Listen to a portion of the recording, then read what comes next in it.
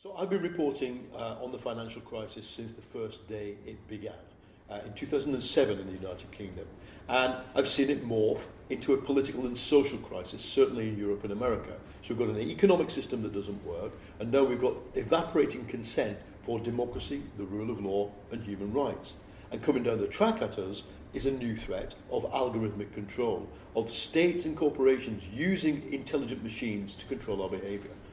I've written this book because I think there is a common core to all these three problems, which is the hollowing out of the human self that took place over 30 years of free market economics. We became very good at choosing between latte and cappuccino, Nike and Asics, but we didn't remember how to be 360-degree human beings, and that's made us, as the philosopher Foucault said, very eminently governable. We can be pushed around. Now, there is, of course, a political agenda to my book and to anybody who wants to resist these three things. Economic change, defence of democracy, defence of tolerance, and, of course, defence of data rights in the face of these huge corporations. But there's something else which I want to argue in the book, and that is the defence of all these things begins here, in the space between my brain and the tip of my finger.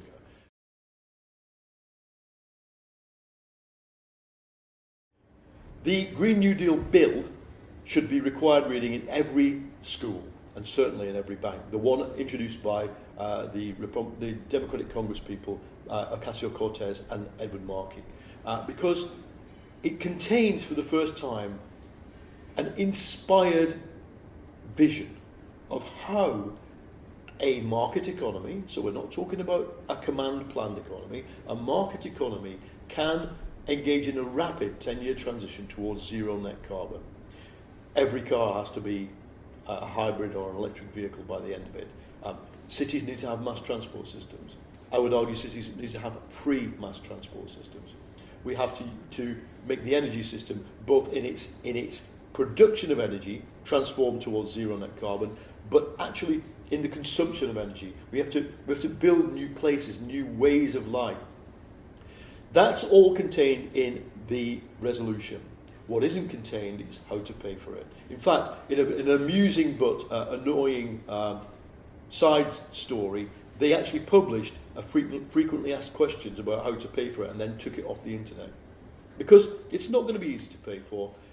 There is a theory, and I think everybody in finance needs to understand this theory, but I don't agree with it, that central banks can just print the money. And then the central bank prints the money, the government runs a deficit, central bank buys the deficit forever, and you end up with Japan-style debt, 250% of GDP across the Western world. I think that's sustainable, actually, interestingly, but I don't think that's the only thing we need to do.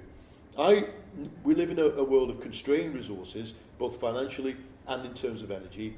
And what I think we need to do is for governments to take seriously, yes, borrowing to invest in green technology. And then, yes, understanding how it's now the job of government to create what we call multiplier effects for that investment.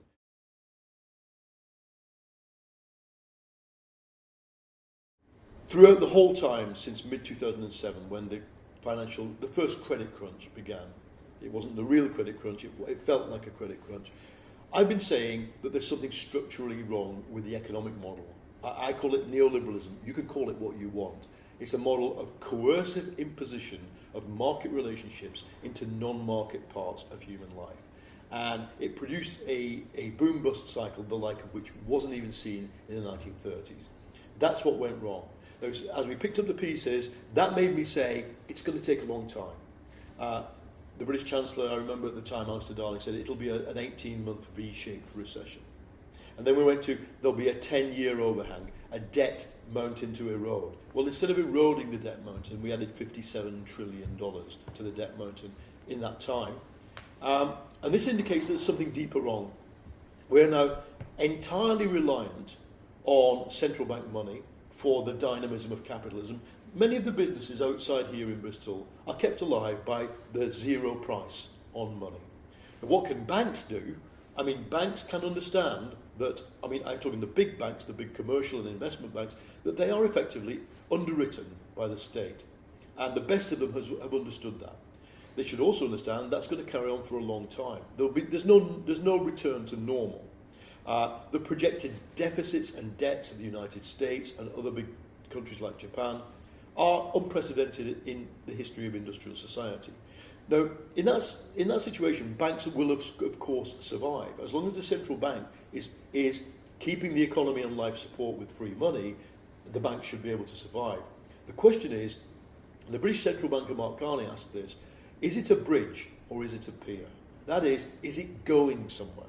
Now, the question for me is to design, first of all, a new form of capitalism that can manage the transition to a zero-carbon economy. That's the number one priority, but also to a socially just form of capitalism, or more socially just.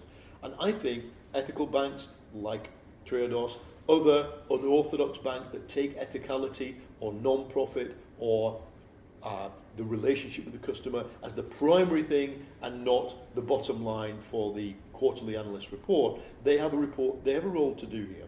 And the first thing they need to do is to expand their footprint.